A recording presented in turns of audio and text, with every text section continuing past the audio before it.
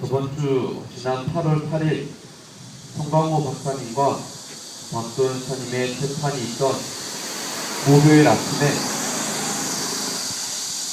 어머니로부터 전화 한 통화가 걸려왔었습니다. 어머니께서는 무소식, 시소식이나 생각하시며 전화도 잘 주시지도 않고 저도 전화를 잘 드리지 않습니다. 그런데 아침부터 전화가 한 통 걸려왔습니다. 내용은 어머니께서 아들을 걱정하시는 그러한 마음을 전하시는 내용이었습니다. 어머니께서 전화의 서두에서 이런 말씀하셨습니다. 아들, 요즘도 강정에 가나? 그래서 제가 대답했습니다. 엄마, 웬일인데요? 말씀드렸더니 어머니께서 엄마가 아들한테 전화하는데 꼭 무슨 일이 있어야 했다 라고 웃으시며 전화하셨습니다. 그래서 저는 웃으며 간다고 말씀드렸습니다. 그랬더니 어머니께서 혹시나 해서 하는 말인데 절대 나서지 말이, 가만히 조용조용히 있고 경찰들 신경도 쓰이는 말 하지 말고 이사만 하고 온다. 그리고 강론도 짧게 보고만 해라. 알았지? 저는 갑자기 어머니로부터 그런 말씀을 들어서 무슨 일 있어요? 라고 다시 여쭈어봤습니다. 제 말을 듣고 어머니께서는 카톡을 신문 봤다. 예수의 수사님 잡혀가셨다며. 그러니까 너도 조심해라. 절대로 경찰들 신경도 쓰이게 하면 안 되지.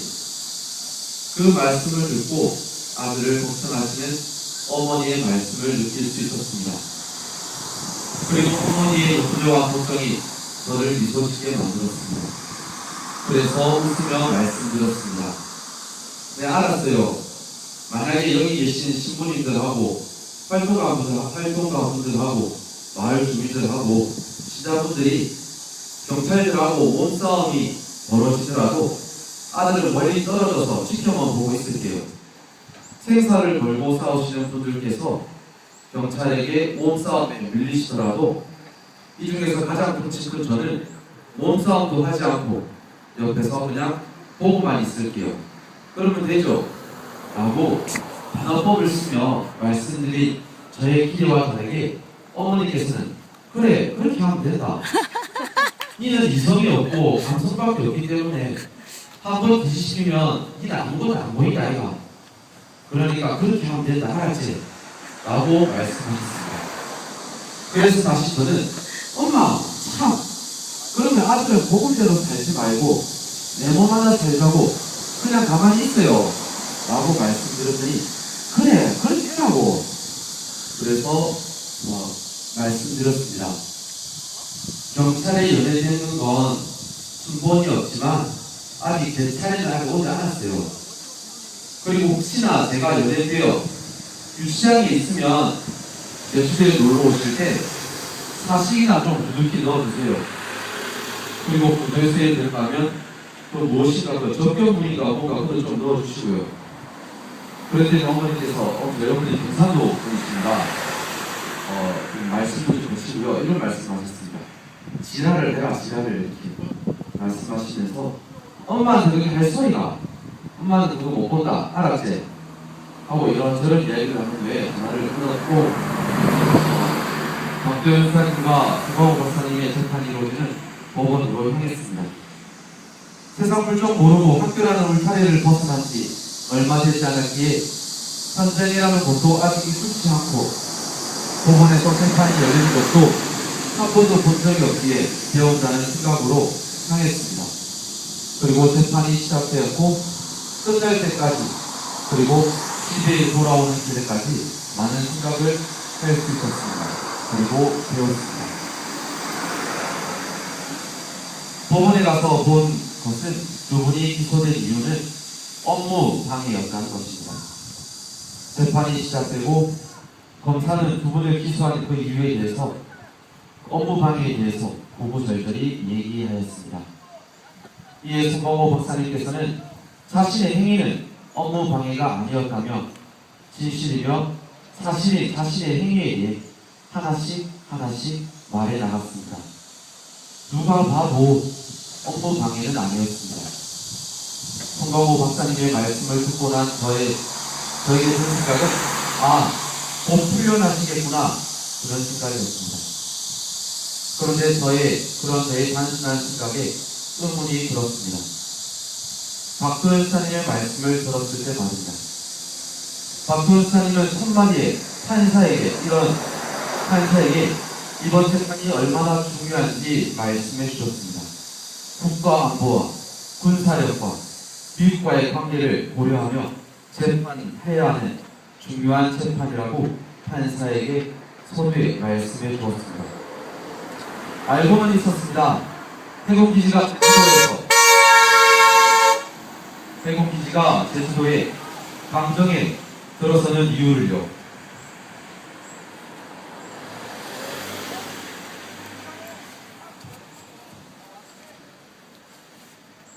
북한을 견제하기 위한 그리고 동북아시아의 평화를 위해서 들어선다는 것이요. 물론 이것은 국가가 내세우는 이유입니다. 그러나 해군기지가 일본에서 제주도로 온다면 일단 축구가 가까워집니다. 미국이 축구가 가까워지는 이 제주도에 간다면 중국은 감사합니다. 어서 오십시오 라고 환영하기보다는 중국 역시 중국의 군대를 제주도 가까이 있는 곳으로 배치할 것이라고 하였습니다. 동북아시아의 주도권을 미국에게 빼앗기지 않으려고 노력한다는 것이죠. 그렇다면 국가가 얘기하는 평화는커녕 동북아의 긴장은 더욱더 고조될 것이라고 하였습니다. 국가의 해군기지 건설 이유는 누가 봐도 타당하지 않은 것을 알 수 있습니다. 그리고 해군기지가 들어서는 이 강정, 합법적인 방법으로, 민주적이지 못한 방법으로 주민들의 동의를 얻지 못하는 가운데 시작되었습니다. 주민들의 권리를 무시한 절차였습니다. 이것이 법에서 분명 불법임에도 불구하고 법은 불법을 보호해 주었습니다. 즉, 법대로 하자는 강정을 무시하고 울부짖는 강정을 불법적으로 더 가혹하게 밀어붙였습니다. 그래서 참다 못한 국민들이 하나둘 모여 여기 이렇게 공사장 앞에 모든 것이 잘못되었다고 저항하고 있는 것입니다. 강정에 오면서 많은 것을 알게 되었고 또 공부하게 되었습니다. 아직 부족하지만 전체적인 그림이 머릿속에 이렇게 있음에도 불구하고 어머니 말씀처럼 이성이 없어서 그런지 여기 현장에 와서 경찰대가 배치되는 상황만 봐서 그런지 전체적인 그림은 없어지고 여기 이 현장만 보고 있었던 것입니다. 여기서 경찰대가 배치하고 싸우고 그래서 시간이 지나면 우리의 이런 수고로움에 승리라는 단어가 기다려줄 줄 알았습니다. 그런데 박도연 선생님의 말씀에 다시 해군기지와 강정마을에 대한 큰 그림이 생각났습니다. 그리고 의문이 들었습니다. 이길 수 있을까? 과연 막을 수 있을까? 저기 앞에 있는 재판장이 누가 봐도 업무방해가 아닌 두 분에게 무죄를 말할 수 있을까? 국가가 잘못되었다고, 경찰이 잘못되었다고 재판할 수 있을까? 라는 의문이 들었습니다. 어쩌면 도저히 이길 수 없다라는 생각이 들었습니다. 이길 수 있다는 확신이 들지 않았습니다. 그래서 같이 살고 있는 수사님에게 물어보았습니다. 수사님, 이 재판 이길 수 있을까요? 그랬더니 수사님께서 제 물음에 답을 하시기보다는 다시 저에게 질문하셨습니다. 이기는 게 뭔데? 머뭇머뭇거리고 있으니 수사님께서는 다시 물으셨습니다. 베드로, 이기는 게 뭐냐고 물어본다고 알겠다 내가. 이기는 게 뭔데? 저는 이기는 게 그러니까 하고 있으니 수사님께서 말씀해 주셨습니다. 네가 저 상황에 닥쳤을 때 네, 제가 잘못했습니다.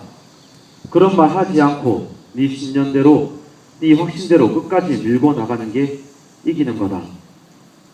현행법 앞에서 네가 질 수도 있어도 끝까지 네 신념과 확신을 버리지 않고 무릎 꿇지 않고 고개 숙이지 않는 게 이기는 거다.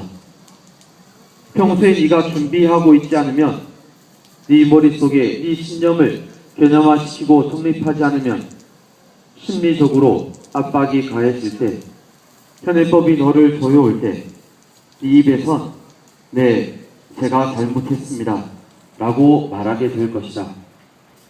그러니 이는 지는 거다. 물론 네가 잘못했다고 말했기에 편애법 앞에서 형량은 줄어들지 모르겠지만 이는 지는 거다. 그러나 형량이 늘어나더라도 끝까지 네 신념과 확신을 밀고 나가고 굽히지 않는다면 그러면 이는 이기는 거다. 계란으로 바위를 치는데 바위가 깨지지 않는다고 해서 체념한다면 그러면 또 이는 지는 거다. 알았나? 불법적이고 민주적이지 못한 국가의 한 부분과 맞서 싸우는데 안 될 것 같다고 체념하는 그 순간 이는 지는 거다. 그래서 평소에 준비를 해야 한다. 준비하고 있나? 저는 내가 현행법을 지키지 않았다는 이유로 저 앞에 법정에 서거나 서지 않더라도 무엇을 앞으로 준비해야 할지 그때서야 알게 되었습니다. 박도현 수사님과 한광호 박사님을 위해 무엇을 기도해야 하고 지금부터 무엇과 싸워야 하는지 알았습니다. 저 자신과 그리고 세상과 싸워야 한다는 것이요. 그러면서 드는 생각, 박도현 수사님은 수호자이기에 교도소에서 수호 생활을 하시면 되지만, 즉 잃을 것도 없고 얻을 것도 없는, 잃어도 그만 얻어도 그만인 삶이 하느님만 계시면 그것으로 충분한 삶이 수호자이지만, 성광호 박사님과 그리고 이 강정에서 활동하고 계시는 활동가 분들은, 그리고 형을 살고 계시는 활동가 분들은 얼마나 힘들을까 생각이 들었습니다. 그래서 여기 계신 활동가 분들이 참 훌륭한 분들이시구나, 참 용기 있는 분들이시구나 생각이 들었습니다.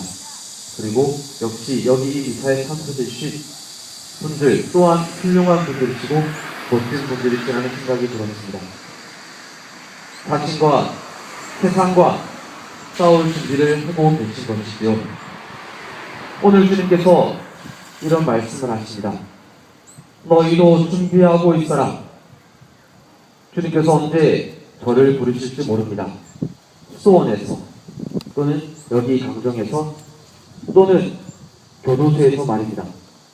반대로 악의 힘들이 저를 또 언제 부를지 모릅니다. 수원에서, 이 강정에서, 그리고 아직 일어나지 않았지만 교도소에서 말입니다. 신념과 포기와 그런 것들을 저에게 밀어넣을지도 모릅니다. 항상 선택의 기로에 자유의지로 주님 당신을 선택하기를 바라시는 주님의 부르심에 준비하고 있지 않다면, 나의 가치관과 신념과 확신이 정의로, 복음으로 바로 서 있지 않다면 전 도둑이 언제 들어온지도 모르게 주님도 없고 아무것도 없는 빈털터리가 될지도 모른다는 생각이 들었습니다. 주님께서는 항상 찾아오십니다. 지금도 찾아오십니다. 그것을 알아 배울 수 있는 길은 평소에 일상 안에서 준비하지 않으면 안 되는 것 같습니다. 주님께서 찾아오시는데 환영하지 못하고 주님 이외의 것인 나 자신을, 세상을 선택한다면 세상이 볼 땐 이기는 것이 될지도 모르지만 주님의 법 앞에 선 지는 것밖에 되지 않나 생각합니다. 세상이 이기는 것과 주님이 이기는 것, 그 시간은 참으로 다릅니다. 주님 앞에 이기는 것은 어떻게 보면 이 세상에서도 이루어지지 않을 수도 있고, 아니면 이 세상에서 이루어지더라도 시간이 오래 걸릴 수 있습니다. 그러나 만약 잘 준비를 하고 살아간다면 오늘 주님께서 그러한 사람들에게 분명하게 약속해 주십니다. 너희들 작은 양떼야, 두려워하지 마라. 너희 아버지께서는 그 나라를 너희에게 기꺼이 주시기로 약속하셨다.